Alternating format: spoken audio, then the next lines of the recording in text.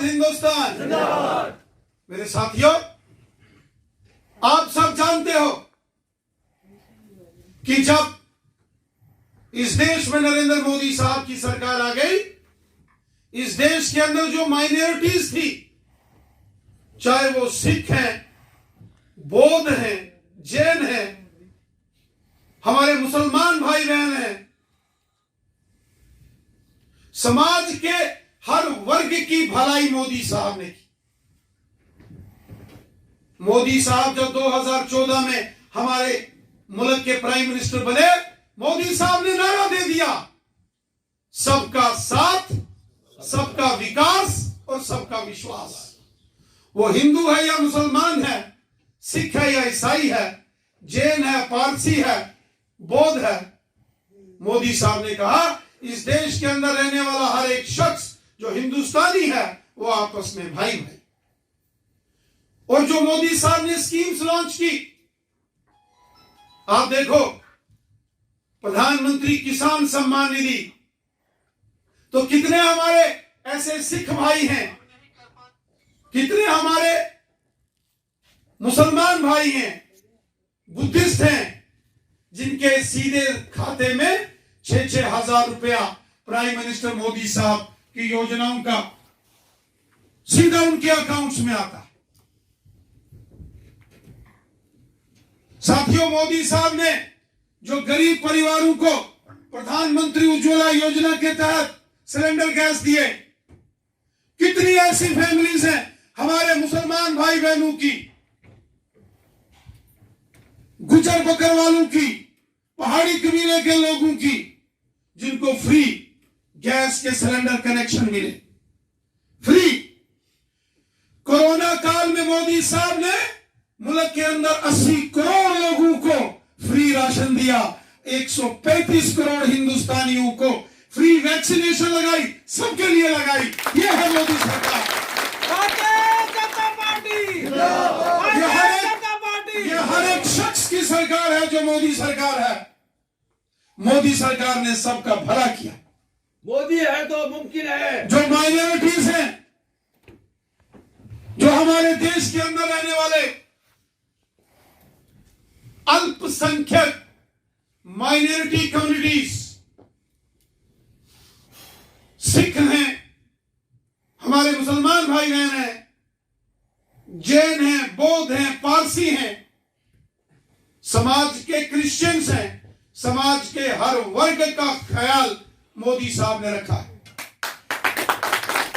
मोदी साहब ने जब भी स्कीमें बनाई, सबके लिए बनाई। आयुष्मान भारत का 5-5 लाख के जो गोल्डन कार्ड्स बन रहे हैं, हेल्थ कार्ड मोदी साहब ने बनाए। भगवान न करे, खुदा वाहिगुरु न करे कि कोई आदमी कभी बीमार हो, लेकिन अगर कोई आदमी बीमार हो जाए, एक साल में एक हेल्थ कार्ड से एक परिवार में 5-5 लाख रुपया यही मोदी सरकार सबको देती है। ये कोई छोटी मोटी स्कीम है क्या? आप बताओ, आप लोगों को इसका फायदा हो रहा है कि नहीं हो रहा है? आपके खाते में 6-6 हजार आ रहा है कि नहीं आ रहा है? मुफ्त राशन मिल रहा है कि नहीं मिल रहा? कोरोना के फ्री वैक्सीनेशन, इंजेक्शन, टीके लगे कि नहीं लगे? सबको मिले, किसी के साथ कोई भेदभाव नहीं। ये मोदी सरकार सबकी सरकार है। मेरे भाइयों बहनों, मोदी साहब ने कहा,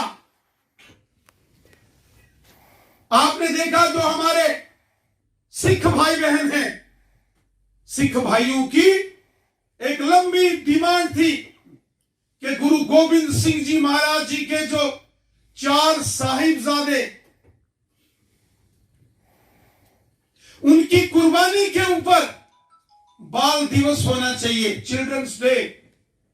मोदी साहब ने वीर बाल दिवस उसकी घोषणा कर दी और कह दिया कि गुरु गोविंद सिंह जी महाराज जी के बच्चों की शहादत की याद में हर साल 26 बाल दिवस के रूप में मनाया जाएगा। ये हिस्टोरिकल डिसीजन है भारतीय मोदी जनता साहब का। Party Bharatiya Janata party. इस देश में डॉक्टर मनमोहन सिंह जी प्रधानमंत्री थे और वो एक सिख धर्म से वाबस्ता थे, सिख समाज से आते थे डॉक्टर मनमोहन सिंह साहब। डॉक्टर मनमोहन सिंह जी जब प्रधानमंत्री थे वो चाहते थे कि 26 दिसंबर को बाल दिवस मनाया जाए, लेकिन सोनिया गांधी नहीं मानती थी, क्योंकि उन्होंने बाल दिवस चिल्ड्रन डे बनाया उस चाचा नेहरू को, और मोदी साहब आगे ये काम कर दिया। इसी तरीके से आप देख रहे हैं पटना साहब से लेके अमृतसर शहर तक किस तरीके से मोदी साहब ने और सिख धर्म के 10 के 10 गुरु महाराज और गुरु ग्रंथ साहब जी के प्रति कितनी श्रद्धा और कितनी आस्था मोदी साहब के अंदर। जब अफगानिस्तान के अंदर वहां तालिबान की हुकूमत ने गुरुद्वारों को गिराया और वहां गुरु ग्रंथ साहब को किस तरीके से मोदी साहब के जो मिनिस्टर थे उन्होंने लेके आए, हरदीपुरी साहब। और इसी तरह जो हमारे मुसलमान भाई बहन हैं इस देश के अंदर, मोदी साहब की जब सरकार आ गई, मोदी साहब ने ऐलान कर दिया, उसमें उन्होंने कहा मैं अपने मुसलमान समाज के बच्चों के एक हाथ में कुरान शरीफ देखना चाहता हूं तो दूसरे हाथ में कंप्यूटर देखना चाहता हूं। भारतीय जनता पार्टी कितने ऐसे मदरसों के अंदर पढ़ाने वाले मौलानाओं को उन्होंने रिक्रूटमेंट करके टीचर का दर्जा दे दिया।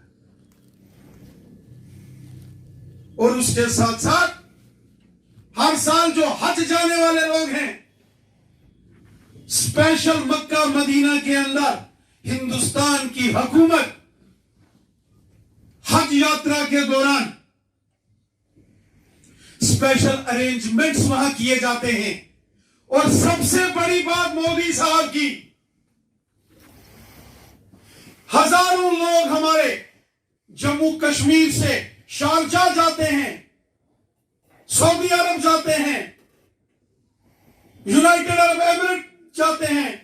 मोदी साहब ने बोला श्रीनगर से सीधा शारजा के लिए हवाई जहाज की फ्लाइट लगाई, लेकिन जो हमारा हमसाया है इसको बड़ी तकलीफ होगी।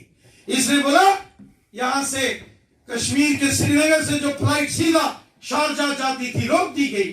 मोदी साहब ने वो कहा क्या हुआ, 2 घंटे ज्यादा टाइम लगेगा, यहां से दिल्ली से मुंबई होता हुआ जहाज जाएगा, लेकिन रुकने वाला नहीं। ये मोदी साहब, जो मोदी साहब की योजनाएं हैं, आज कितनी स्कीमें हैं जो माइनॉरिटीज के लिए हैं। आज गांव गांव में गरीब लोगों के मकान, प्रधानमंत्री आवास योजना, उसमें कोई ये नहीं पूछता ये हिंदू है कि मुसलमान है कि सिख है कि ईसाई है, सबके। स्वच्छ भारत मिशन के तहत टॉयलेट बाथरूम बनाने का काम गांव गांव में मोदी साहब ने सबके लिए भला किया। ये सरकार गरीब, मजदूर, किसान, गांव के, शहर के, पहाड़ के, मैदान के, हिंदू, मुसलमान, सिख, ईसाई, महिला, पुरुष, बच्चे, बुजुर्ग, नौजवान, ये सबकी सरकार है। साथियों, ये जो हमारे भारतीय जनता पार्टी माइनॉरिटी मोर्चा जम्मू कश्मीर के अंदर जो मुस्लिम समाज में, सिख समाज में, क्रिश्चियन समाज में, बौद्ध समाज में और जैन समाज में काम करता है, मैं आपसे एक अपील करता हूं, गुजारिश करता हूं आपको कि जो जो मोदी साहब की स्कीमें हैं उनको गांव गांव तक पहुंचाओ। आम, गरीब, मजदूर, किसान, सबको इसका फायदा होना चाहिए। जिस भले के लिए, जिस मिशन के लिए मोदी साहब ने ये स्कीमें लगाई हैं, उन स्कीमों से लोगों को फायदा होना चाहिए। आज मोदी साहब ने जम्मू कश्मीर के अंदर गुजर बकरवाल और गद्दी सिपी लोगों को यहां जंगलों में रहने के फॉरेस्ट राइट्स एक्ट दिए, जमीनों के मालिकाना हक गुजर बकरवालों को दिए, पॉलिटिकल रिजर्वेशन दी और इंटर डिस्ट्रिक्ट जैसा काला कानून जो एनसी कांग्रेस पीडीपी ने लगाया था वो खत्म किया।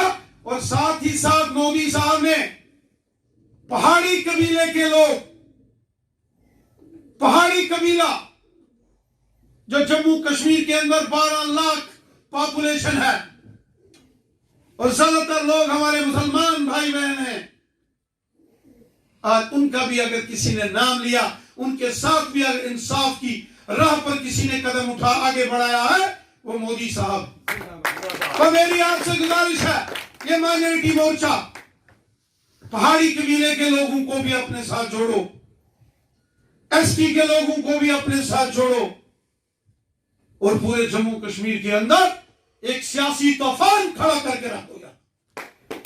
और जो भारतीय जनता पार्टी का मिशन है, मिशन 50+ 50 से ज्यादा सीटें लेकर रियासत जम्मू कश्मीर में बीजेपी की हुकूमत बने, ये भारतीय जनता पार्टी माइनॉरिटी मोर्चा ने ये काम करना है और मुझे आप पर विश्वास है, आप ये काम कर सकते हैं मेरे साथियों, और आप करेंगे।